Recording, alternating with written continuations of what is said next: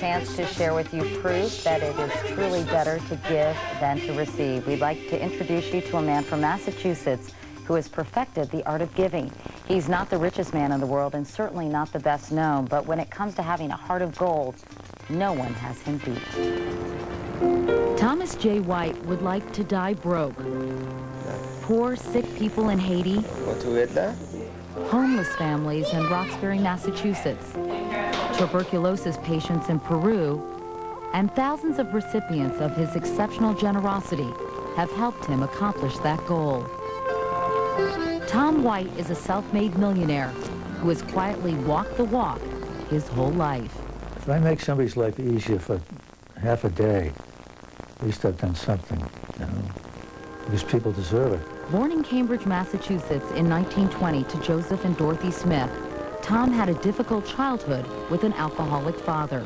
He was very, very tough when he drank, very tough. There was a lot of alcohol in the family and drugs, and for some reason I turned out to be the go-to guy. Facing adversity with action, he graduated from Harvard in June of 1942, then went directly into the Army, where he became a paratrooper, a captain, and an aide to General Maxwell Taylor. I did everything difficult that came along, and just to prove that I could do it, you know. And do it he could. After the war, he took over his father's construction company, and it flourished. As quickly as he could make money, he gave it away. My MO at that time was to give to everybody. I think maybe the suffering in my own family really impressed me to the point where I wanted to help other people. In 1983, he met a young man named Paul Farmer, who was to become a doctor to the poor in Haiti. That meeting changed their lives and the future of global health care. I wasn't expecting this titan of local industry to be so tender-hearted and curious and really moved by what he saw in Haiti, and not just Haiti, other places. He has the gift of empathy without seeing what's going on. Since their first meeting, Tom White has contributed millions of dollars to Partners in Health, an organization he founded with Farmer and others to treat poor, sick people around the world more effectively than ever before. Tom would simply say, okay, how much will it cost? We'll do it. And we've been able to build on that. He was never, you know, Tom, our patron, Tom, our donor.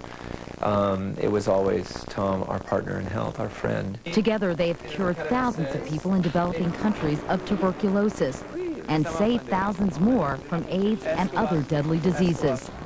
And Tom White has quietly given to dozens of other charities, like Sojourner House in Roxbury, Massachusetts. Oh, how's school today? A shelter for homeless families. We have this beautiful building that he helped us, you know, construct. He's been giving in the meantime, you know, thousands of dollars every year, and doesn't want to be known, doesn't want to be seen, doesn't want to be applauded for what he's done. And an adult education center in Dorchester, Massachusetts, called Odwin House. They really want to be something that they can be proud of and that their children can be proud of. Every person that goes into the world as a professional from Odwin owes part of that to Tom. Pretty cold today, huh?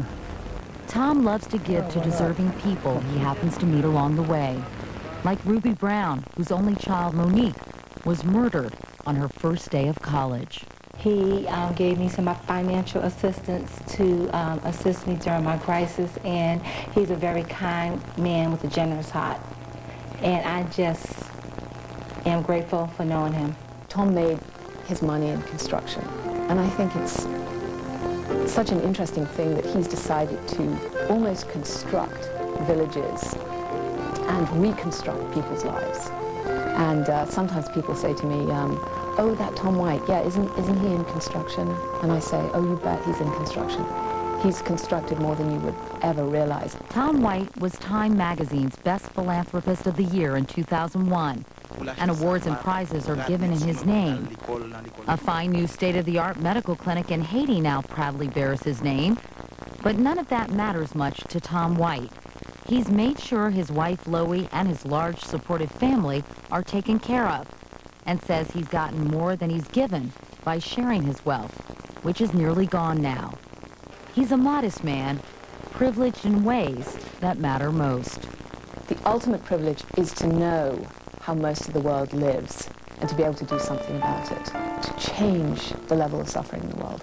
I think that's the greatest privilege anyone could have. Tom White's legacy is best reflected in all the lives he has touched. Most kindest man in the world, right here, Tom White. He is definitely a friend of mine. I feel like I have this partner and my guardian angel. You know, if things get rough, I can call him. But my final point is to say that Thomas J. White has made it possible for me to be a doctor to the poor.